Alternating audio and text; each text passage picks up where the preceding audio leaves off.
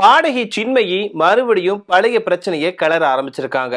இதனால காண்டான ரசிகர்கள் என்ன சொல்லிட்டு இருக்காங்கன்னா, உங்களுடைய தோழி விஜயோட மனைவிக்கு துரோகம் பண்ணும் போது நீங்க ஏன் அதை பத்தி பேசவே இல்ல, இப்ப மட்டும் இதுக்கு தேவையில்லாம வார்த்தைகளை விடுறீங்க அப்படின்ற மாதிரி கேள்வி கேட்டுட்டு இருக்காங்க.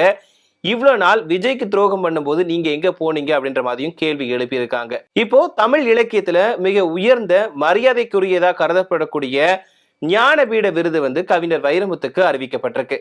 இதனால தமிழ் இலக்கிய உலகம் வந்து ரொம்பவே மகிழ்ச்சியில இருக்காங்க அப்படின்னு சொல்லலாம். அது மட்டும் இல்லாம கடைசியா 1975 எழுத்தாளர் அகிலனுக்கு வந்து இந்த விருது வழங்கினாங்க. அதாவது ஞானபீட விருது வந்து 1975 எழுத்தாளர் அகிலனுக்கு இந்த விருது வழங்கினாங்க. அதுக்கப்புறமா 2002 எழுத்தாளர் ஜெயகாந்தனுக்கு இந்த விருது வழங்கினாங்க. நீண்ட இடைவேளைக்கு அப்புறமா இப்போதான் இந்த ஆண்டு கவிஞர் வைரமுத்துக்கு இந்த விருது அறிவிச்சிருக்காங்க. இது தமிழ் இலக்கிய உலகில மிக முக்கியமான விஷயமா பார்க்கப்படுது. இது மட்டும் இல்லாம இப்ப கவிஞர் வைரமுத்துக்கு நிறைய பேர் வாழ்த்துக்களை சொல்லிட்டு போறாங்க. ஒரு பக்கம் அரசியல் பிரபலங்கள் வந்துட்டு கவிஞர் வைரமுத்துக்கு வாழ்த்துக்களை சொல்லிட்டு போறாங்க. இன்னொரு பக்கம் திரை பிரபலங்களுமே வாழ்த்துக்களை சொல்லிட்டு வராங்க. அந்த வகையில நடிகர் கமலஹாசன், நடிகர் ரஜினிகாந்த் இவங்க எல்லாருமே கவிஞர் வைரமுத்துக்கு வாழ்த்துக்களை சொல்லிட்டு வந்துட்டு இருக்காங்க.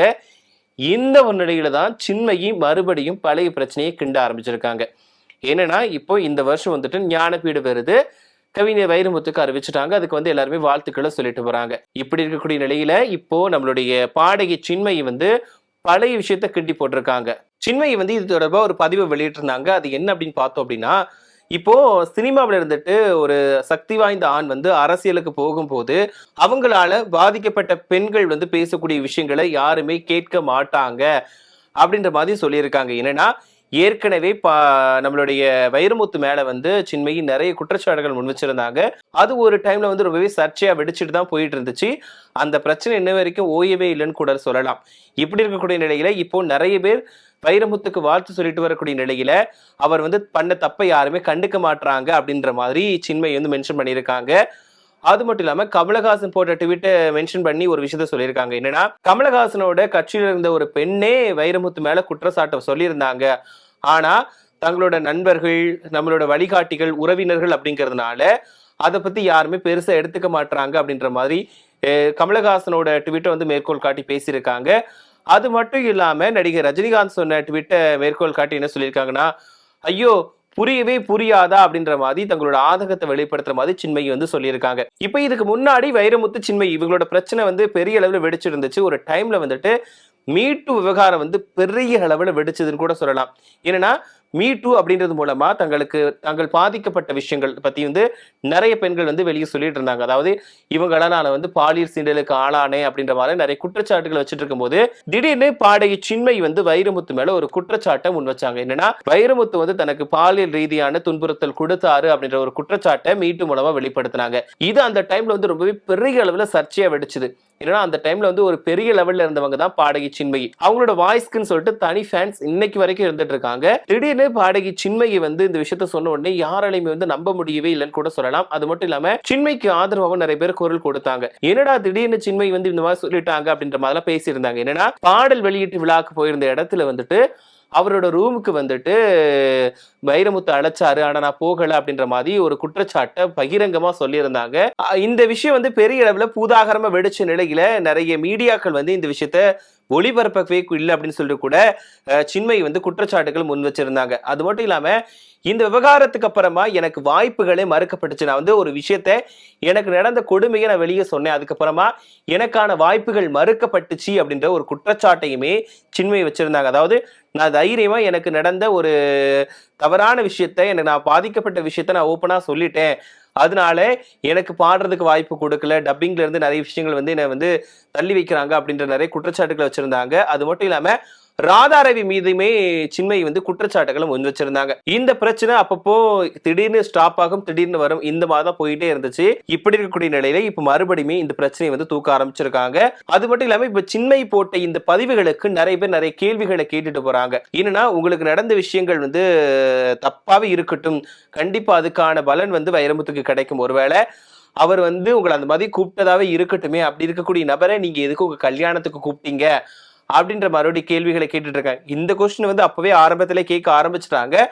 பட் சின்மை வந்து இப்ப மறுபடியும் வைரமுத்து பத்தி பேசுறதுனால அதே கேள்வியை வந்து இப்ப ரசிகர்கள் கேட்டுட்டு வராங்க. இப்போ வைரமுத்து தப்பு பண்ணார்னா அவருக்கான தண்டனை கண்டிப்பா கிடைக்கும். அப்படி இருக்கக்கூடிய நபரை நீங்க எதுக்காக கல்யாணத்துக்கு கூப்பிட்டீங்க? இப்போ அவர் தப்பான நபர்னு சொல்றீங்கல்ல, அப்படி இருக்கும்போது அவர் எதுக்கு கல்யாணத்துக்கு கூப்பிட்டீங்க அப்படின்ற மாதிரி சொல்லியிருக்காங்க. அது மட்டும் இல்லாம இப்போ முக்கியமான விஷயத்த வந்து கேட்டிருக்காங்க. என்னன்னா த்ரிஷாவை இந்த விஷயத்துல உள்ளெடுத்து உங்களுடைய தோழி தானே த்ரிஷா, அப்படி இருக்கும்போது விஜய் சங்கீதா லைஃப்குள்ள அவங்க போயிருக்காங்க, அதை நீங்க ஏன் தட்டி கேட்கல?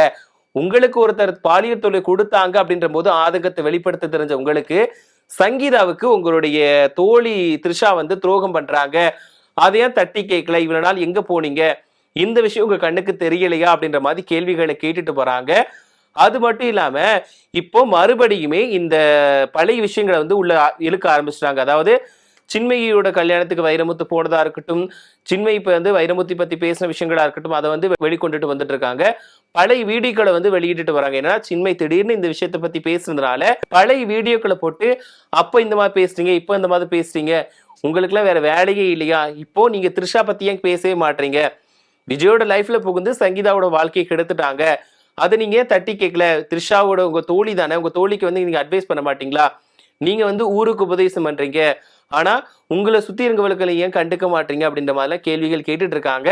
பட் இதுக்கான பதில் என்னவா இருக்க போதுன்னு தெரியல. சின்மை வந்து அந்த டைம்லயே வந்து வைரமுத்து மேல குற்றச்சாட்டு வச்சாரு. ஆனா வைரமுத்து வந்து இல்ல, எனக்கு வந்து அந்த விஷயம் தேவையே கிடையாது, இப்போ வந்து நான் வந்து வளர்ந்துட்டு இருக்கிறதுனால ஒரு உச்சத்துல இருக்க ஒரு நபர் மேல குற்றச்சாட்டுகள் வருது சகஜம்தான், இப்போ நிறைய வந்து எவ்வளவு வந்துட்டே இருக்கு, அதை பத்தி நான் பொருட்படுத்த வேண்டிய அவசியமே கிடையாது அப்படின்ற மாதிரி வைரமுத்து வந்து சொல்லியிருந்தாரு. பட் அந்த பிரச்சனை வந்து அந்த டைம்ல இருந்து இன்னைக்கு வரைக்கும் முடியாம போயிட்டு தான் இருக்கு. சடனா திடீர்னு அந்த பிரச்சனை உண்டாகிட்டு இருக்கும், அப்படி அமுங்கி போயிடும். இப்போ மறுபடியும் வாண்டடா சின்மை வந்து இந்த பிரச்சனையை எடுத்திருக்காங்க. ஸோ இது எங்க போய் முடிய போகுது அப்படிங்கிறது தெரியல. இதுல இப்போ சின்மை வந்து வைரமுத்து பேத்தி பேச ஆரம்பிச்சதுனால இப்போ விஜய் சங்கீதா அப்புறம் த்ரிஷா இவங்களை பத்தி கேட்டு நீங்க ஏன் இதுக்கு எதுவுமே பேசல? இது உங்க கண்ணுக்கு தப்பா தெரியலையா? உங்க தோழி பண்றது தப்பாவே தெரியலையா? உங்க தோழிக்கெல்லாம் நீங்க அட்வைஸ் பண்ணவே மாட்டீங்களா? அப்படின்ற மாதிரிலாம் சின்மையை பத்தி நிறைய பேர் கமெண்ட்களை கேட்டுட்டு வராங்க. அது மட்டும் இல்லாம ரசிகர்கள் வந்து நிறைய வச்சு செஞ்சுட்டு வராங்கன்னு கூட சொல்லலாம். என்னன்னா இப்போ கடைசியா இப்போ கவிஞர் வைரமுத்துக்கு ஞானபீட விருது வந்து அறிவிச்சிருக்காங்க. இந்த ஒரு நிலையில தான் இப்போ பழைய சர்ச்சைகள் மீண்டுமே எழ தொடங்கி இருக்கு. இதுக்கு காரணம் வந்து சின்மயி தான். ஸோ சின்மயி பேச ஆரம்பிச்சதுனாலதான் பழைய விஷயங்கள் எல்லாத்தையும் இந்த மறுபடியும் சமூக வலைதளங்களை வந்துட்டு எல்லாருமே கிளற ஆரம்பிச்சிருக்காங்க. ஸோ இந்த விருது அறிவிச்ச நேரத்துல இந்த சர்ச்சைகள் மறுபடியுமே உருவாக்கி இருக்கிறதுனால இது வந்து கொஞ்சம் பரபரப்பை ஏற்படுத்தியிருக்கு. இதுக்கு தொடர்பா வைரமுத்து என்ன சொல்ல போறாரு, சின்மையை பத்தி ரசிகர்கள் சொன்ன விஷயங்களுக்கு சின்மயி என்ன பதில் கொடுக்க போறாங்க அப்படிங்கிறத நாம பொறுத்திருந்து தான் பார்க்கணும்.